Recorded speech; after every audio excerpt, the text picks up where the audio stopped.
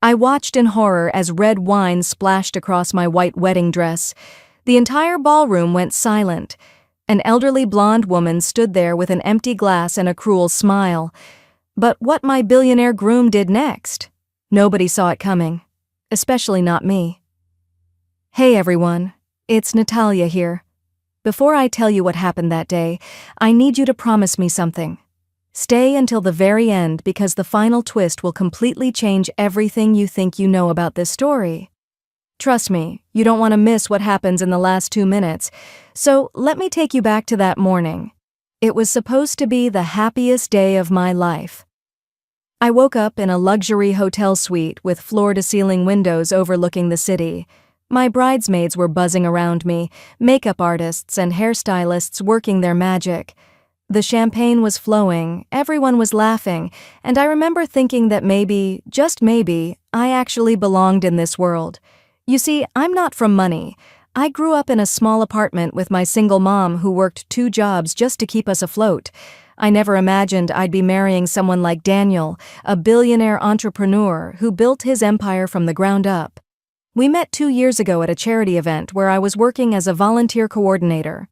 He spilled coffee on my shirt. I laughed it off, and somehow that turned into a conversation that lasted 4 hours. He didn't tell me about his wealth at first.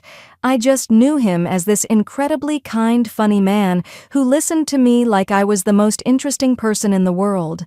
The wedding venue was something out of a fairy tale. Crystal chandeliers hung from vaulted ceilings, thousands of white roses and peonies decorated every corner, and a string quartet played softly as guests arrived. There were at least 300 people there, most of whom I'd never met before.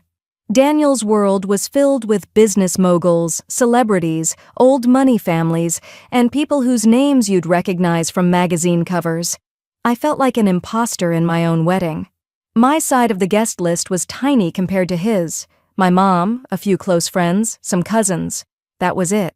Everyone else belonged to his universe, a universe I was still learning to navigate. But then there was her, Mrs. Patricia Ashworth, an elderly woman with perfectly coiffed blonde hair, designer clothes that probably cost more than my childhood home, and an air of superiority that made everyone around her shrink a little. She'd known Daniel's family for over 40 years. She was practically royalty in their social circle. When I first met her 3 months before the wedding, she looked me up and down like I was something she'd scraped off her shoe. She asked about my family, my education, my background, and every answer I gave seemed to disappoint her more. Daniel told me not to worry about it, that Patricia was just protective and set in her ways, but I could see it in her eyes. She didn't think I was good enough for him. The ceremony itself was beautiful. I walked down that aisle on my mom's arm, tears streaming down both our faces, and when I saw Daniel waiting for me at the altar, everything else faded away. His eyes were glistening too. We exchanged vows that we'd written ourselves, promising to love each other through everything life threw at us. And I meant every single word. The reception started perfectly. We had our first dance, cut the cake, and I was actually starting to relax. I'd managed to have pleasant conversations with several of Daniel's friends, and some of them seemed genuinely happy for us. Maybe I'd been worrying for nothing. Maybe I could actually fit into this world after all. Then the toasts began. Daniel's best friend spoke first, sharing funny stories that had everyone laughing. My maid of honor went next, getting emotional as she talked about our friendship. And then Patricia stood up. She didn't ask permission. She simply rose from her seat at the head table, tapped her champagne glass with a fork, and the entire room fell silent. People respected her. They listened when she spoke. She was that kind of woman. Someone brought her a microphone, and she smiled this sweet, grandmotherly smile that didn't reach her eyes. "Good evening, everyone," she began, her voice smooth and refined. "I've known the Groom's family for longer than most of you have been alive. I've watched Daniel grow from a boy into the remarkable man he is today." She paused, looking around the room. "Which is why I feel it's my duty to speak the truth tonight." My stomach dropped. Something in her tone shifted. The sweetness curdled into something sharp. "You all see this beautiful bride, this fairy tale wedding, and you think it's a love story. But I've done my research. I've looked into Natalia's background. A girl from nowhere, with nothing, who suddenly finds herself engaged to a billionaire. Convenient, isn't it? The room was so quiet you could hear people breathing. I felt like I couldn't move, couldn't speak. My face was burning. I have evidence, she continued, reaching into her purse and pulling out some papers. Evidence of the kind of person she really is. A gold digger who saw an opportunity and took it. She refused to sign a prenuptial agreement because she's planning to take everything from him. That was a lie. Daniel never even asked me to sign a prenup. He said he didn't believe in them, that marriage was about trust. But before I could say anything, before I could defend myself, Patricia walked toward me. She was holding a glass of red wine. And I knew what was about to happen, but I was frozen in place. She stood right in front of me, looked me dead in the eye, and said, "This is what I think of fortune hunters who prey on good men." Then she tilted that glass, and I watched the wine pour out in slow motion. It splashed across my chest, soaking into the white lace, spreading like blood across the bodice of my dress. The red stain grew and grew, ruining the gown I'd dreamed about since I was a little girl. Gasps echoed through the ballroom. Someone screamed, but Patricia just stood there with that empty glass and a satisfied smile on her face, like she'd just performed some noble act of justice. I looked down at my ruined dress, at the wine dripping onto the floor, and I felt tears burning behind my eyes. But I refused to cry. I refused to give her that satisfaction. I looked up, searching for Daniel, needing him to say something, to do something. He was standing about 10 feet away, and his face was unreadable. Was he angry at her? Or did he believe what she'd said? The silence stretched on forever. Every single person in that ballroom was staring at us, waiting to see what would happen next. Patricia turned to face Daniel, her chin held high like she expected him to thank her for exposing me, but then Daniel started walking. Not toward me, toward her.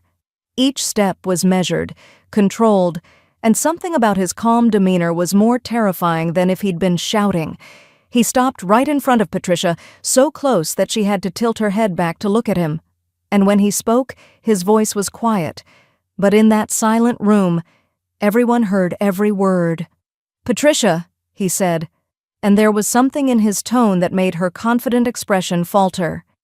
"You've made a terrible mistake tonight." He turned to address the entire room. "Everyone here knows Patricia Ashworth. You respect her, you trust her. You've done business with her family for generations.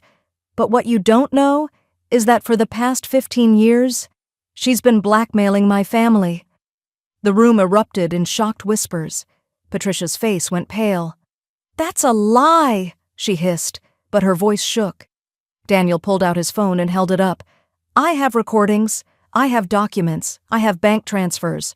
For 15 years, you've been extorting money from my father, threatening to reveal family secrets if he didn't pay you.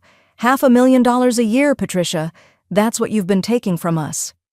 He swiped his phone and a screen behind us lit up with images, bank statements, emails, recorded phone conversations, all of it showing exactly what Patricia had been doing. "My father was too ashamed to fight back," Daniel continued. "He believed those secrets would destroy our family's reputation. But I'm not my father. When I discovered what you were doing 6 months ago, I didn't confront you. I gathered evidence, I built a case, and I waited for the right moment." Patricia was shaking now, her superior attitude crumbling.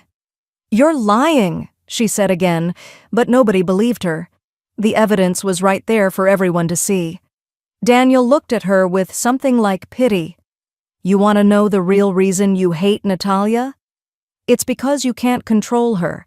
You wanted me to marry someone from your circle, someone whose family you had leverage over, someone you could manipulate just like you manipulated my father. But Natalia is different. She's genuine, she's kind. She loves me for who I am, not what I have." He turned to me then, and the love in his eyes made my heart ache. 3 months ago, Patricia approached my wife-to-be. She offered her $2 million to leave me, to walk away and never come back. I gasped. I'd never told Daniel about that. How did he know? Natalia never told me about it, he continued, answering my unspoken question. She turned down the money without hesitation and never said a word because she didn't want to cause problems in my family. But I found out anyway. I have investigators, Patricia, and they're very good at their job. Security guards were already moving through the crowd toward Patricia. Daniel gestured to them. Mrs. Ashworth is no longer welcome here. The police are waiting outside. She'll be facing charges for blackmail, extortion, and fraud. 15 years of crimes are finally catching up with her. The guards reached Patricia, but before they could escort her out, she turned to me one last time. The mask was completely gone now. She looked old, scared, and defeated. "You don't understand," she whispered. "I was protecting him. Protecting this family." But Daniel shook his head. "No, Patricia. You were protecting yourself. And you were feeding your own greed." As they led her away, the ballroom remained in stunned silence. Then Daniel walked over to me, took off his jacket, and draped it around my shoulders, covering the wine-stained dress. "I'm so sorry," he whispered, pulling me close. "I'm so sorry I didn't warn you." I needed your reaction to be genuine for the evidence to hold up in court. I needed her to think she was winning. I was shaking, overwhelmed by everything that had just happened. "You knew she was going to do something tonight?" He nodded. "I knew she'd try to humiliate you. I had people watching her all evening. I'm sorry I couldn't stop it before she ruined your dress, but I have something for you." He led me to a side room where a garment bag was hanging. Inside was another wedding dress, just as beautiful as the first one, in my exact size. "I had a backup made, just in case," he said softly. "Let's get you changed, and then we'll continue this celebration the right way." His mother appeared in the doorway, tears streaming down her face. She hugged me tight and whispered, "I never trusted that woman. I'm so glad she's finally gone. Welcome to the family, sweetheart. Truly welcome." The rest of the evening was surreal. I changed into the new dress, and when I returned to the ballroom, the entire room erupted in applause. People who had been judging me moments before were now apologizing, telling me how brave I was, how lucky Daniel was to have me. We danced, we celebrated, and it actually turned into the beautiful wedding reception I'd hoped for. But later that night, when Daniel and I were finally alone, I let myself feel everything I'd been holding in. The humiliation, the fear, the anger. He held me while I cried, apologizing over and over for putting me through that. "I know it was terrible," he said, "but she would have kept coming after us. After you. This was the only way to stop her for good. Do you forgive me?" I thought about it, really thought about it, and I realized that yes, I did forgive him, because he'd been protecting us, protecting our future. "I forgive you," I whispered, "but no more secrets, okay?" "We face things together from now on," he promised, and we sealed it with a kiss that felt like our real vows, a promise to trust each other completely, no matter what. 6 months later, I thought everything had settled down. Patricia was awaiting trial, Daniel's family was healing from years of manipulation, and I'd finally found my place in this wealthy world. I'd learned that money didn't make people better or worse, it just made them more of what they already were. Then a letter arrived. It was from Patricia, sent from jail. My hands shook as I opened it. Inside was a handwritten confession, but not the kind I expected. "Dear Natalia," it began, "you deserve to know the truth. The whole truth. I am Daniel's biological grandmother. I read that line 3 times before it sank in. She explained everything in the letter. 45 years ago, she'd had an affair that resulted in a pregnancy. She was already married to a wealthy man, so she gave the baby up for adoption to protect her marriage and her position in society. That baby was Daniel's father. She'd spent decades watching her son from afar, eventually befriending the family without ever revealing the truth. The blackmail started when Daniel's father discovered old letters that proved the connection. She paid him to keep quiet, twisting it into her being the victim, claiming he was extorting her, but really, she was paying for his silence about her secret, everything she'd done, the control, the manipulation, even trying to choose Daniel's wife, it all came from this twisted sense of ownership over a family that didn't even know she was part of it. I sat there with that letter for hours, trying to process it all. When Daniel came home, I showed it to him. I watched his face go through every emotion: shock, disbelief, anger, sadness. "My grandmother," he whispered, "all this time." We talked late into the night about what it meant, about whether we should tell his father, about whether Patricia deserved forgiveness or just pity. In the end, we decided that some truths needed to be shared, no matter how painful. Daniel's father deserved to know where he came from, and maybe, just maybe, there could be some kind of healing. Not for Patricia's sake, but for everyone else who'd been caught in her web of secrets. Looking back now, I realize that wedding day taught me something important. Love isn't just about the beautiful moments. It's about standing together when everything falls apart.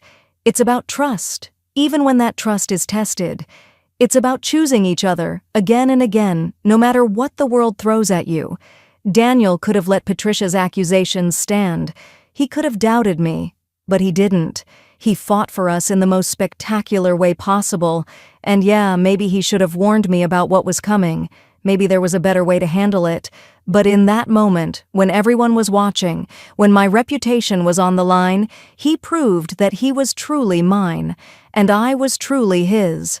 If this story taught me anything, it's that love shows itself most clearly in the darkest moments. What would you have done in my position? Would you have forgiven your partner for not warning you? Drop your thoughts in the comments below, and if you want to hear about what happened during the trial and the even crazier revelation that came after, hit that subscribe button and turn on notifications. Part 2 of this story is coming soon, and trust me, you won't believe where this journey takes us next. Thanks for watching, and remember, things aren't always what they seem in the world of the ultra-wealthy.